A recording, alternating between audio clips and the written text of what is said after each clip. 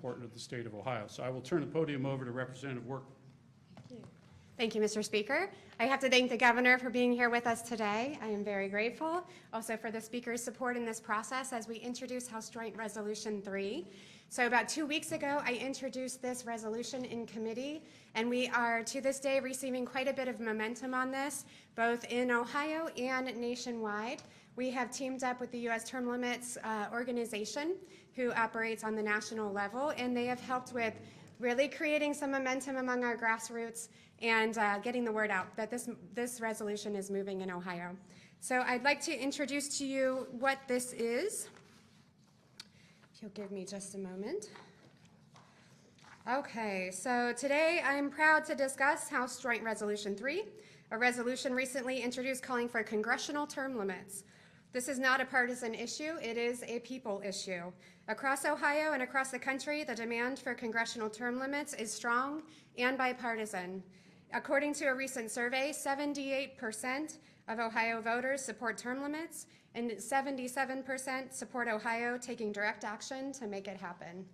Voters are tired of Washington politicians spending decades in office, disconnected from the people they are represented to, or they're elected to serve. They want change, and they're looking for that change right now.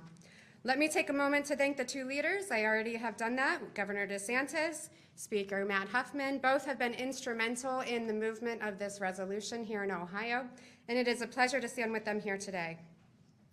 HJR 3 is a formal call from the state of Ohio urging Congress to propose an amendment to the U.S. Constitution imposing term limits on its own members. This resolution is part of a larger, growing movement among states to demand action.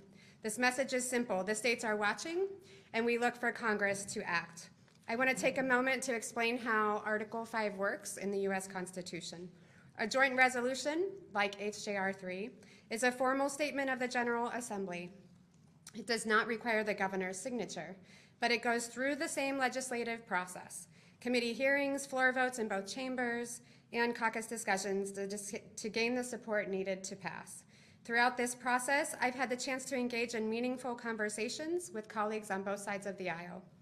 Many have shared stories from their districts where constituents are voicing frustration with the gridlock and entrenched interests in Washington. These conversations have reinforced what we already know. The people are ahead of politicians on this issue. They see term limits not as a partisan agenda, but as a common sense reform that will restore trust and opportunity in our federal government. I'm going to jump forward here and introduce to you Governor Ron DeSantis. I am sure you're looking forward to his thoughts on this movement. Thank you for your time. Thank you for being here. Please help me in welcoming Governor DeSantis. Well, thanks so much. It's Ohio and Florida, a very interesting relationship because we obviously have been a landing spot for people from a lot of different states. If you're down in Boca Raton, it's kind of like the sixth borough of New York, right? But you take a map of Florida, you can throw a dart and hit anywhere on that map and you will find people from Ohio. I mean, southern Florida, central Florida, northeast Florida, you name it, they're there. And I think I'm proof of that. My mom is from Youngstown. My dad went to Youngstown State after growing up in western Pennsylvania. And my wife grew up in Troy, Ohio, and both of her parents are Ohio State Buckeye graduates. And I do extend my congratulations for the national championship victory. There was a time when that national championship really went through the state of Florida. It's been a while since any of our schools have been at that level. We think we may see something out of the Florida Gators this year. We had high hopes for the Seminoles a couple years ago, so we'll see what happens. But we do have a lot of similarities, including on political and governance. And this term limits movement is something I've been a part of for a number of years. I served 3 terms in the U.S. House of Representatives prior to becoming governor. I always remind people that I've recovered from that experience, but that experience did leave a mark about how Washington works and how the incentives to do really good policy are just skewed away from that. People get up there and basically they're told you gotta pay your dues, you gotta stay there, and the seniority and the longevity, and people want that to be their career. We have members that have been there for 30, 40 years, including people like Nancy Pelosi. That is not, I think, how the founding fathers envisioned this. I thought they thought at the time, you're going to get on horseback from somewhere in Virginia and go up to New York, which is where the capital was originally, or go to Philadelphia, eventually Washington, D.C. That's not something you're going to want to be doing for 30 years. And so they talked about the need for term limits and decided, you probably don't need it. But I think that the incentives have really changed now. Even though Congress is almost universally disapproved of by the public year after year, 95, 98% of incumbents are reelected, it's not enough to say, well, people can just vote people out, because the incumbents have skewed the system and financing and campaign regulations to be able to make it difficult to dislodge them. But this Article 5 convention from the states is something that Florida has certified. We now have more and more states, up to 12, and this really just started a few years ago in earnest. Ohio is naturally the next state to take this on and do, and I think it would be important to advance the movement of term limits, but I also think just Ohio being an important state politically in the history of our country, but certainly right now in modern and with the modern Republican Party, it being one of the strongest Republican states now that has a large population, I think symbolically would be really, really important. You look at the national debt, you look at the lack of productivity in Congress. I'm also a supporter, full disclosure, of the balanced budget resolution that Ohio has passed, Florida's passed. I think we're now up to 27, 28 states. I think you're going to end up seeing that get into the 30s very soon. I think the incentives for them to basically bankrupt the country are strong. If you had a balanced budget amendment, it would change the incentives. If you had term limits, it will change the incentives. You know you have a limited amount of time, so make something of it. Do some big things that are actually going to leave a legacy that you can look back on. And I also think it's important that you serve in the House, you serve in the Senate. That's great, and do that, but at some point, you ought to live under the laws that you passed and see whether that was good work or not. And what happens in modern Congress, once they get into that, they kind of become part of a separate political class that's not really ever back in normal society in many instances, because even when people serve 20, 30 years, a lot of times they just stay in Washington after that. So this is a very positive reform. I think if the founding fathers were here today, people like James Madison would support term limits, giving all the changes that have happened over these many, many decades. And I have never seen an issue, and Representative Workman hit it right on the head, it's not a partisan issue. Republican, Democrat, rich, poor, male, female, black, white, it doesn't matter. People support term limits. You ought to do the right thing for the right reason, but this happens to also be very good politics for the members of the Ohio legislature to sign up for, because people are going to want to see this as something that is that is getting legs, and it will get legs. And if Ohio comes, that's going to lead to many more states, I think, pretty shortly doing it. And as you build, you really, really have strong men. Now, people say, well, you've never done a convention of the states. Could you have a runaway convention and just have them write an entirely new constitution? The answer to that is basically no. There's two ways to propose amendments. The Congress can propose it with 2/3 of each body, or the states can propose it with 2/3 of the states, which would be 34 states. So you can do that.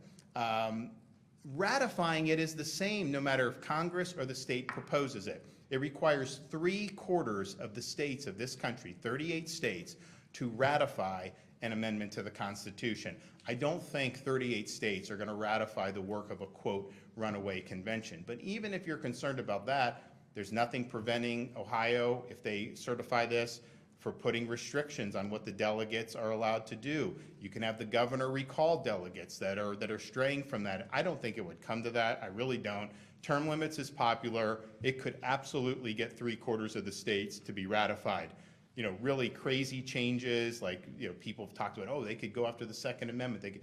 None of that is going to have any chance to get ratified. So I don't think it's an appropriate concern. And I also think if that's a concern you had, you're basically saying that the founding fathers got it wrong. I think the founding fathers got it right. I think they knew that constitutions periodically needed to be amended, not something you should do lightly. It's not something you should do every year, but sometimes they needed that.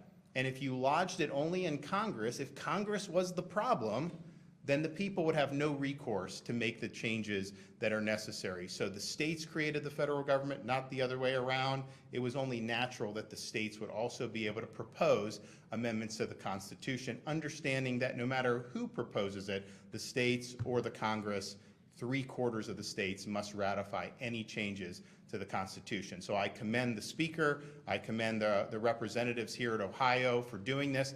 This is kind of a passion project of mine. I've been involved in this issue for a number of years. I've rarely seen an issue that no matter what audience I'm speaking in front of, will get a more positive response in any part of the state of Florida, or heck, any place I've been in the country where this has come up. People know that this is the right thing to do. So I look forward to seeing progress here. If there's anything we can do to help in other states, I'm willing to do it because I do think it's important for the future of the country. And with that, we'll take some questions. All right, we'll start with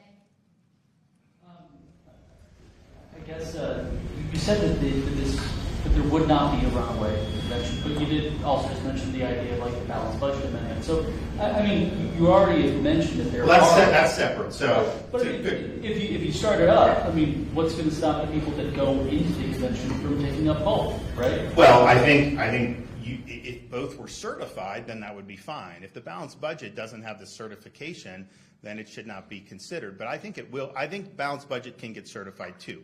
So it's potentially both. Now, we've also said to people that are concerned about what would happen if the states met and wrote an amendment in a convention. The reality is this has never actually been done before, because any time an amendment's gotten close, Congress responds by basically writing one of their own. So I really believe on balanced budget, we're in the high 20s. If we get to the kind of 32 states, 33, I do think you'll see Congress respond by writing an amendment and then sending that to the states for ratification. And I honestly think the same thing will likely happen with term limits. If we get to 30, 31, 32 states, I think they're going to want to control that. They're going to want to write an amendment and then send it to the states if they see it. So I do anticipate in both instances that you would likely force Congress to act prior to getting the 34 states. I just think practically that will happen. But I'm also not somebody that believes somehow the states aren't capable of proposing an amendment. I think the founders put that in for a reason. I think we absolutely could propose it. And then I think the states, once it's written, once it's passed by the states on that initial proposal, then the states can debate it in their state legislatures, just like we've done every constitutional amendment that's been ratified in this country's history. When out-of-state politicians come here to talk about stuff, it often makes me wonder if they're running for national office. You've run for president once before. Are you thinking about doing that again?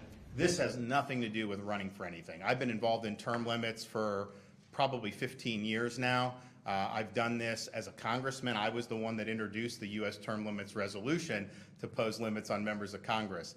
Didn't get a whole lot of support in Congress, as you can imagine. And so since I've been governor, anytime I've had an opportunity to do it, I've done it. So I wouldn't read anything into it in terms of political. I will be doing this term limits thing until we get it done. Jeremy. Mr. Speaker, do you favor legalizing iLottery, online poker? We're just going to talk about this. Ask me that tomorrow after rules if you'd like to, if that's okay. All right? Governor, do you expect to actually get to 34 states on this, or are you building momentum to try to get Congress to act on its own? So I think that if we build the momentum, I do think Congress will act. Now, I'm fine taking it through to 34, but the reality is I know how these guys operate, right? And so what they would do, so say you have the amendment, 3 terms in the House, 2 terms in the Senate. So that's 18 years someone could serve. That's a long time, big portion of someone's life. Say that's getting momentum.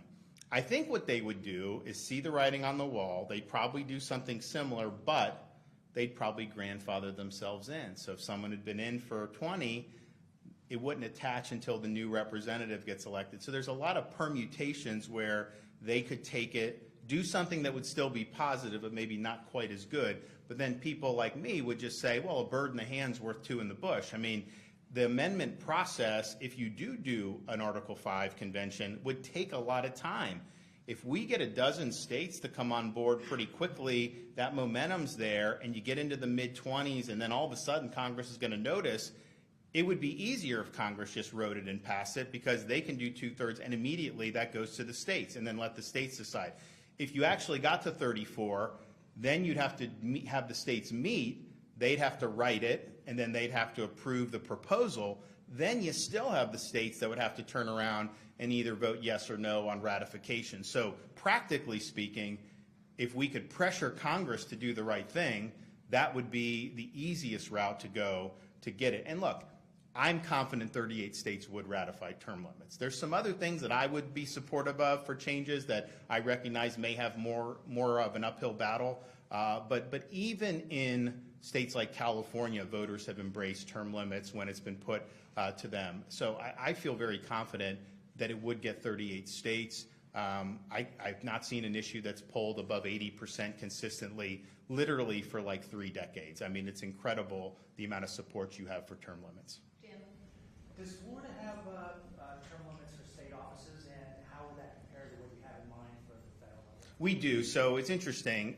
There was a voter-approved constitutional amendment in 1992 that provided term limits of 4 terms in the state house, 2-year terms, and 2 4-year terms in the state senate. So basically, you get 16 years between the 2 bodies if that's what you wanted. That amendment also included similar term limits on the U.S. House and U.S. Senate.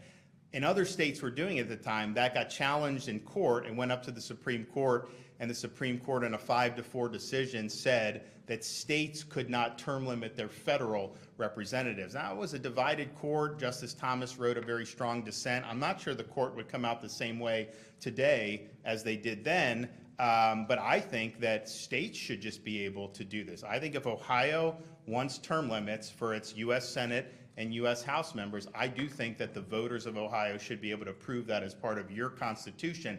And so I disagree with term limits v. Thornton. I think the court could reevaluate that under the appropriate circumstances. But what's happened in Florida is you get elected, you know you have four terms in the House. It's not, I mean, most people stay for 4, not all. You have 4 terms. And then there's a speaker that's elected every 2 years, so you get 1 chance to be speaker for 2 years. Now, I'm not saying that's how the Congress would have to do it, and there's pluses and minuses to how Florida does it. But what I've seen is when folks come in, by and large, they're thinking about not that the fact they're going to get reelected for another 10 or 20 years because they know they're not. It's okay, how can I leave a mark, a positive, how can I make a positive difference for Florida? And I think the incentives have been better in Florida. I would put the productivity, certainly my first 6 years as governor, I'd put the productivity up against any state. I think it's been very, very strong. I'm not sure that would have been the case if you didn't have term limits. I just don't know. But I can say here as governor, our model has worked, and I think it's worked much better than what's happened in Washington. All right, we have 2 more. Danny? So Speaker Huffman, when Senator Honnier left office due to term limits, I spoke with him about this issue, and he said that he disagrees with term limits. Yeah. And he thinks voters support term limits because legislators have all this power, and we're going to return the power back to us. Well, none of this goes back there. The power goes to the bureaucrats, goes to lobbyists, goes to the executive branch. That's what he said. Why? First of all, do you agree with that? Second of all, why wouldn't that kind of thing happen at the federal level? Sure. So yeah, I've spoke many times about term limits here in Ohio and the structure of what we have in place. I think right now there are maybe 5 members of at least on the Republican side in the House who have more than 10 years experience in the legislature. And I do think that a non-informed legislature empowers bureaucrats. The issue becomes the ability of legislators to act independently of those bureaucrats. And that's the whole concern. We get this sort of, well, they cozy up to the bureaucracy, to the interest parties and the groups and things like that. And the analysis really is, and this is a little bit nuanced, but I think it's very fair. The farther away the government is from the people, the more important term limits are. And I think that, if people go to Washington, most people, they go for trips and tourism, things like that. But they really don't go and have an ability to affect what's going on in Washington. And in Columbus, we see a lot of people, most of us, I think just about everybody, goes home on Thursday. At least I come down Monday, go home on Thursday. We see our constituents on a regular basis wherever it is. When we go to church, when we're at the grocery store, all the time, somebody's there. And if you look at local governments, I think it's even more acute. We had a proposal a few years ago to have term limits for township trustees. And I tried to explain to somebody, there's only so many people who get up at 4 o'clock in the morning to go plow the roads. And usually that's one of the township trustees, at least in rural Ohio. So Washington is in serious trouble. We have a $36 trillion debt, and people can't really get their mind around how much $36 trillion is. There's a $120 trillion unfunded liability in the Social Security system. We started paying people who never went into the system. There are now more folks receiving money than paying in. And more importantly, there's no plan by anybody in Washington to solve that, at least none that people are talking about publicly. There's a lot of private meetings and people are buying, we ought to all do this, and we're gonna go out and say something, but we're gonna get hammered for taking away whatever benefit that we're trying to do. So I have, you know, when Ronald Reagan did this in the 1980s for balanced budget amendment, Congress acted before he got to 32 of 34 states. Congress acted, they passed the Gramm-Rudman Act, and if you all remember, that resulted in a balanced budget for the federal government. It wasn't that long ago when the federal government only spent as much money as it had. Frankly, since September 11th, 2001, all of that's out the window. So I think what you're quoting from former Senator Hottinger, a lot of that is very valid, but it's not valid, in my estimation, in the current, at the federal government level. Okay?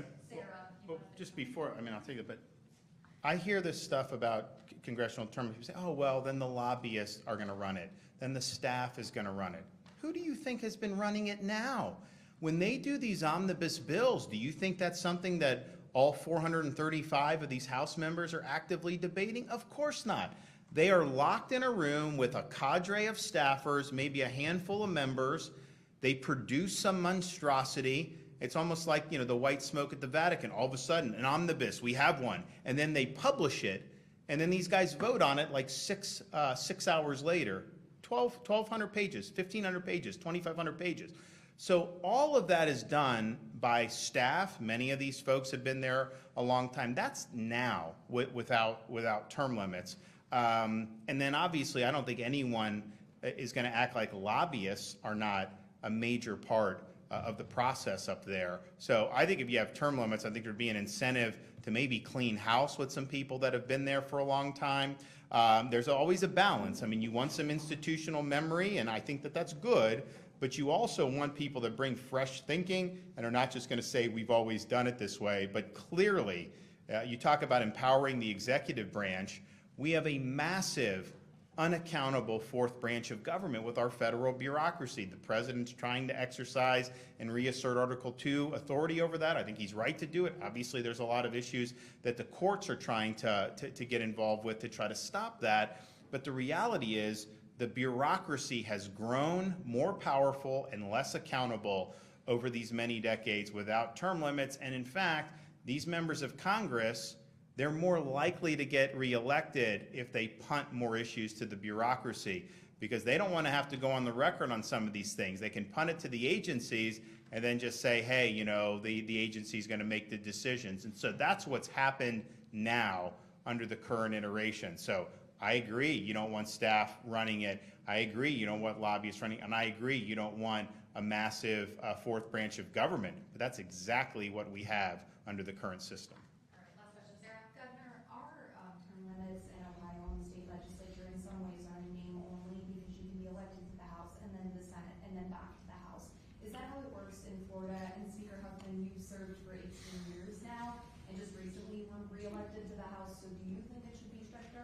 So Florida is exactly that, and actually it got even worse because our Supreme Court just issued a decision. We had a member of the state House who had previously been termed out of the Senate. So she served 2 4-year terms in the Senate, was termed out, ran for House after that, got elected. Then the senator resigned a couple months after the election. So then she went and she got elected. You know, there was litigation about whether she should be on the ballot. The Supreme Court said that she could be on the ballot. So it's even worse. You can do 8 years in the Florida Senate, have a placeholder win, they can resign, and then you can run. So you're basically doing consecutive years, and that's what our Constitution says. So I think it was a bad decision, but I think that the way it was drafted initially back in the early 90s, it's susceptible to that type of interpretation. I believe that the Article 5 proposal from U.S. term limits would likely be, similar to like the presidential term limit, like you can get elected X number of times, and then that's it. I don't think you'd see ping-ponging back. But that is what we have in Florida, and the members that have done that, short of this more recent example, are allowed to do it. All right, thank you all, appreciate it. All right, thanks. Thank you. Which way are we going, this way? Thanks so much. That's great, yeah. We can be helpful, let us know. I think it's important.